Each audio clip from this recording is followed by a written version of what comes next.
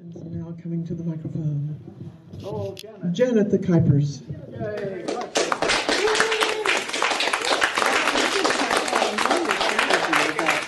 My husband pulled out a book Yeah. that is in this store in Austin. Uh-huh. And it is a book of an old yearbook, high school yearbook of Homewood Flossmoor High School, which is a high school back in Illinois, south of Chicago, that my sister Lorelei taught at for years. But it's a really, I'm like, why is there this really old? Because this is a special place. Oh my gosh, this just blows my mind. And I don't know how to wear this, but it's colorful. Yeah. Oh my gosh, it's cute. Goofy hat. Hi there. All right. Start with first things first. I duck down, and that's when he takes a picture of me. And wow, there's a lot of light blocking from this hat. I would like to read to you one poem from the book, Chapter 48, Volume 1 of different performance art shows.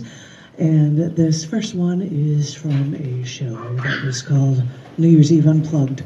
We had rows of candles around us and played guitar for stuff. And that's why I'm sharing it with you, ta-da. And so this is actually, I think, probably the first piece from that show. And it is called, Have You Ever Had?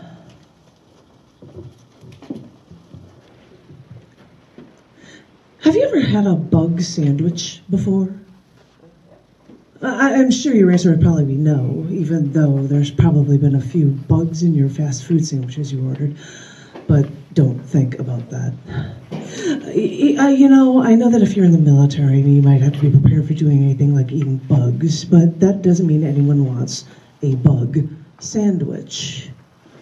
But one year at Christmas, a friend of mine gave me a bug sandwich because she thought I, quote unquote, had everything, and I probably didn't have a bug sandwich. And it wasn't technically a bug sandwich, a real sandwich. It was just 3 plastic bugs inside plastic or rubberized slices of bread. I kept this bug sandwich on top of my fridge for a few years, but now all those rubbery plastic bread pieces fell apart, so I just put some of the plastic bugs, well, maybe all 3 of them, into the bottom of my fish tank. So, in a way, I tried to keep the memory of the bug sandwich alive. So, if you're ever wondering what to get for someone for Christmas, what if you've got to buy a gift for someone that you think has everything? Go to a trick store and get them a bug sandwich. In a strange way, I'm sure they'll like it.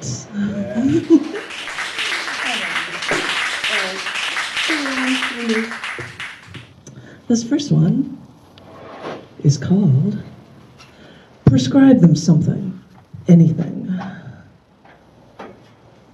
I've played this game with all you doctors, and I live on whatever prescription drugs you can hand me, and I try to make myself chemically better. So when I've decided I can't take it anymore, I go to the doctor, start to cry to them, and I try to ask for relief, and they just give me blank stares, afraid of emotion. They're afraid of taking a patient's hand. They'd rather prescribe them something, anything, and say their work is done and that they've succeeded. But I think the average American is sick and tired of your cookie-cutter answers, which are sharper than a scalpel, and we're bleeding. All right. Yeah. Think about all the good things, right? Yeah. That's one of our Instagram poems, I guess. This one was a long Instagram poem, but it was written on a holiday. I won't tell you the holiday because that'll give it away. This is called Queasy Feeling. I wanted to swallow swords today. I wanted to feel the long blade sliding down my esophagus, wriggling past my diaphragm and touching that sharpened blade tip to the opening of my stomach. Almost as if the sword was knocking, asking if it can come in. Please. I want to swallow those swords to mask this queasy feeling I have, like my insides have felt shredded since you left.